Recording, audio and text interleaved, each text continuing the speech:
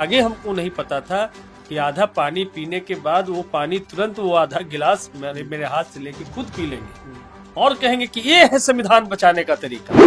अभी मैं इनसे ये कहूंगा कि आधा गिलास पानी पिए, अभी अभी अभी पीजिए, और आधा गिलास पानी पी के छोड़ दीजिएगा, पूरा नहीं पीजिएगा।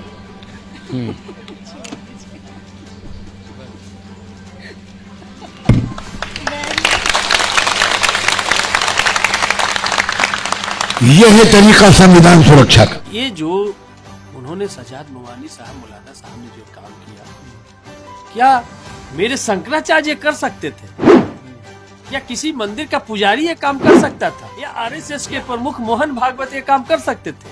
ये नहीं कर सकते। भाई इस्लाम धर्म में जो इस्लाम धर्म की टीचिंग है, उस टीचिंग को उन्होंने स्टेज पे बखूबी अक्षर से उतार करके दिखाने का काम किया। लालू यादव किसी मुसर टोली में जाते थे, किसी गरीब गुरुए की बस्ती में जाते थे और बोलते थे का बनल है तो साग भात लाओ, और उसके साथ वो खाते थे। उसके बाद इतने बड़े दुनिया के बड़े स्कॉलर सजाद साहब को हमने देखा। आज तो एक ट्रेंड चला है इस देश में कि खास करके मुस्लिम को टारगेट करो, उसको जितना कष्ट देना हो उतना दूसरे समाज खुश होता है। कल से एक सोशल मीडिया पर जो वीडियो वायरल है जिसमें देखा जा सकता है कि एक मौलाना जो है एक दलित नेता के हाथ से झूठा पानी वो पीते हुए दिखाई दे रहे हैं, और वो दलित विधायक हमारे साथ हैं, मौजूद हैं। सर, क्या था वो मामला जो बहुत वायरल जा रहा है, उस पर क्या था वो पूरा मामला, क्या बताना चाहेंगे आप, क्या हुआ था वो? देखिए, सबसे पहले तो बता दें कि वो वीडियो महाराष्ट्र के रायगढ़ डिस्ट्रिक्ट के सम्राट नगर नरेला का है, और वहाँ हम लोगों ने संविधान सुरक्षा सम्मेलन, जो 26 नवंबर संविधान दिवस था, उस दिन संविधान सुरक्षा सम्मेलन आयोजित की गई थी, जिसमें बतौर अतिथि मुझे भी बुलाया गया था। और जैसा कि आप सब लोग जानते हैं कि सजाद नूमानी साहब बड़े देश और दुनिया का स्कॉलर हैं, और वो मुस्लिम पर्सनल लॉ बोर्ड के मेंबर्स हैं। उसके अलावा वो रहमानी चैरिटी ट्रस्ट के भी मेंबर हैं, जहाँ लाखों बच्चों के तालीम की व्यवस्था उनके द्वारा की जाती है पूरे देश दुनिया में। उसके साथ साथ स्वास्थ्य के क्षेत्र में उनका बहुत काम होता है।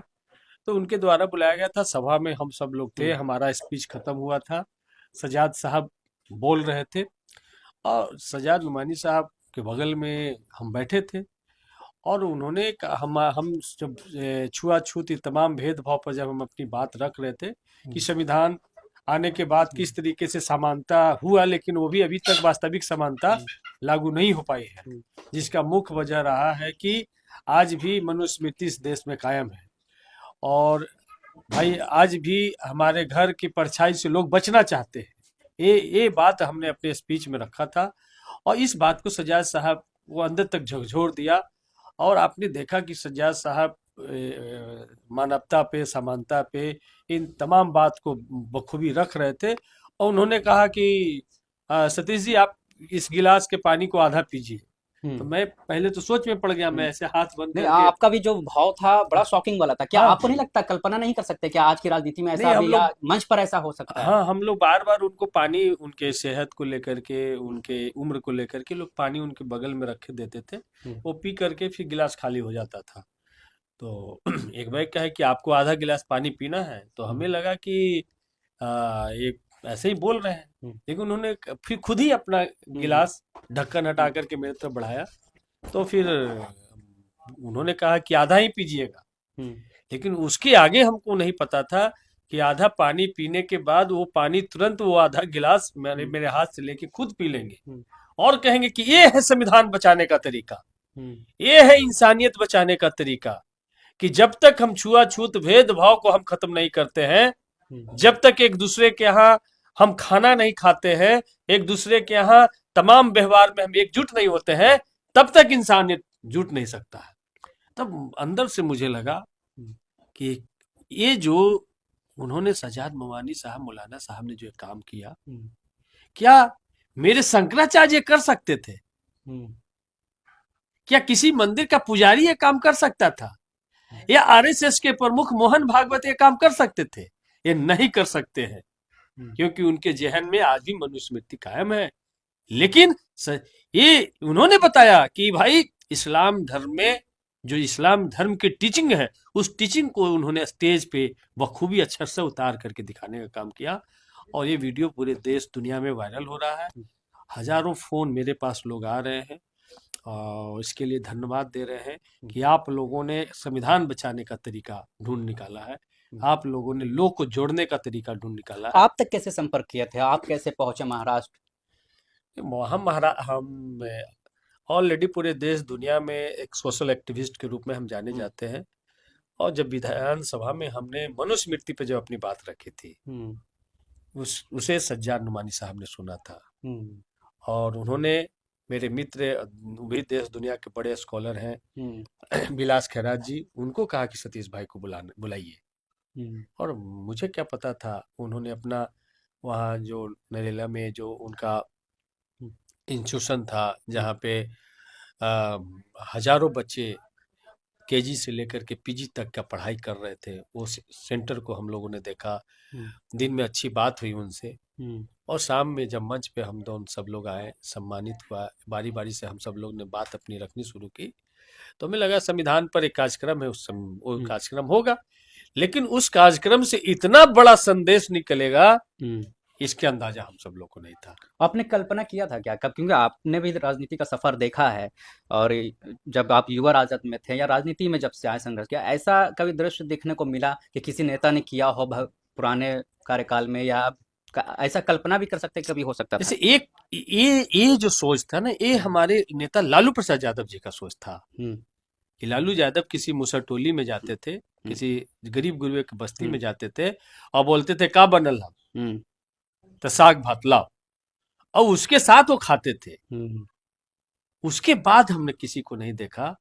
उसके बाद इतने बड़े दुनिया के बड़े स्कॉलर सज्जाद साहब को हमने देखा, और उनके सम्मान में हमारा पूरा का पूरा मेरे वैचारिक जमात, उनके सम्मान में हम शीश झुका करके ऐसे शख्सियत को सलाम करते हैं कि जिन्होंने इतना बड़ा संदेश, एक वो परिवार, अछूत परिवार जिससे लोग छुपाते थे, वो मुख्यमंत्री बन जाए, जीतनराम मांझी जी को आपने देखा कि भाई मंदिर मुख्यमंत्री बनने के बाद गए तो धुलाया गया, सच्चाई बोलने पर जीभ काटने की बात कही गई। आपने देखा कि ध्वजारोहण कार्यक्रम में वहां का सांसद अवधेश पासी जी को आमंत्रण नहीं दिया गया क्योंकि वो शेड्यूल कास्ट के थे। आज वो पूरा सब परिवार नंगे पांव गए हैं उस मंदिर में। आपने देखा कि प्राण प्रतिष्ठा जब हो रहा था मंदिर का, तो उसमें भारत की राष्ट्रपति माननीय द्रौपदी मुर्मू मैडम को नहीं बुलाया गया। आपने देखा कि इससे पहले तत्कालीन राष्ट्रपति रामनाथ कोविंद जी को जब वो पुष्कर के मंदिर में गए, जगन्नाथपुरी के मंदिर में गए, तो गर्भगृह में नहीं जाने दिया गया। ऐसे समय में इस तरीके का संदेश, उस क्या भाव आया आपका जब आपको लगा कि आपके झूठा पानी उन्होंने लगाया जब मुंह से, तो आपका क्या था, मतलब सोच वहां पर क्या ऐसा मतलब फील हुआ? एक लगा कि क्या ऐसा हो, मतलब ताली बजाए, गले लगाए, क्या करे, मतलब समझ में नहीं आ रहा था। और बस उनके बातों को हम सुनते जा हालांकि रहे थे। उन्होंने इस्लाम का ही मैसेज दिया है, क्योंकि इस्लाम में एक ये चीज़ है कि यहाँ कोई ना छोटा ना कोई बड़ा है, क्योंकि जब हम नमाज पढ़ते हैं तो वहाँ पे कोई भेदभाव नहीं है कि कोई छोटा जात से कि पीछे होगा। एक फ़कीर भी नमाज को पढ़ा सकता है और राजा रहेगा तो उसके पीछे पढ़ सकता है। ये हमारा सिद्धांत है इस्लाम का। शायद उन्होंने यही मैसेज देने की कोशिश की, और लगता है कि आगे भी ये चीज़ें जो मैसेज गया है लोगों पर असर पड़ेगा, इम्पैक्ट पड़ेगा, या आपके समाज पर? नहीं, आज तो एक ट्रेंड चला है इस देश में कि खास करके मुस्लिम को टारगेट करो, उसको जितना कष्ट देना हो उतना दूसरे समाज खुश होता है। उसके घर को बुलडोजर से ढा दो तो बहुत सीना चौड़ा हो जाता है। उनके बच्चों को बगैर किसी आरोप के सालों साल जेल में रखो तो बहुत बड़ा उस पे होता है। कोई भी आतंकी हमला हो, उस मुसलमान से उसके नाम को जोड़ दो तो लोगों का मन बहुत चौड़ा होता है। तो ऐसे समय में इस तरीके का पैगाम देना कि भाई, जब रोहित वेमुला, या आपने देखा कि इस देश में दलितों के साथ में कितना अत्याचार हो रहा है, तो एक ऐसे जो जिसको हम यही धर्म विशेष के लोग अछूत समझते हैं, उनसे छुआने से परहेज करते हैं। ऐसे समय में इतने बड़े शख्सियत, इतने बड़े वर्ल्ड स्कॉलर ने इस तरीके का जो एक इंसिडेंट कहिए, जो उन्होंने एक गिलास से हमें पानी पिलाया और आधी पानी खुद पी करके, इससे बड़ा इंसानियत का कोई संदेश नहीं हो सकता है। और शायद यही आपके अल्लाह का, यही गौतम बुद्ध का, यही वाहे गुरु का, यही संत रैदास का, यही कबीर का, यही तो पैगाम था। और उस पैगाम को उन्होंने उतारने का काम किया। उन्होंने कहा अपने संबोधन में कि आज भी आप मनुस्मृति का खिलाफ तो करते हैं, लेकिन उसमें जो दिया गया जो शर्त है, आज भी उस शर्त को आप मान रहे हैं। इस वजह से इंसान की दूरी हो रही है। और इस देश में शासक के कैसा आया है कि इंसान को तोड़ने में जिसको आनंद आता है। तो इसीलिए ये एक बड़ा संदेश है। और ये पूरा जो संविधान सुरक्षा संघर्ष समिति जो बना है, उसी मन से संविधान सुरक्षा संघर्ष समिति का ऐलान हुआ है। और उसके फाउंडर के रूप में हम सज्जाद नुमानी साहब, चाहे डॉक्टर विलास खैरात हो, चाहे गीता पैट्रिक हो, या हम हो स्वयं सतीश कुमार, हम सब लोगों ने ये बनाया है। और बहुत जल्द बिहार में भी सज्जाद नुमानी साहब आएंगे, देश के सारे स्कॉलर आएंगे।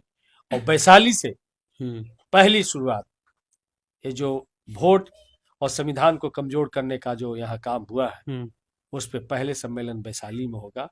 और फिर बाकी पूरे देश में हम सब लोग संविधान को मजबूत करने का संदेश एक साथ लेकर के पढ़ेंगे। चलिए, शुक्रिया हमसे बात करने के लिए, आपको बधाई इसके लिए। और ये पूर्व विधायक सतीश कुमार जी हैं जो हमसे बात कर रहे थे।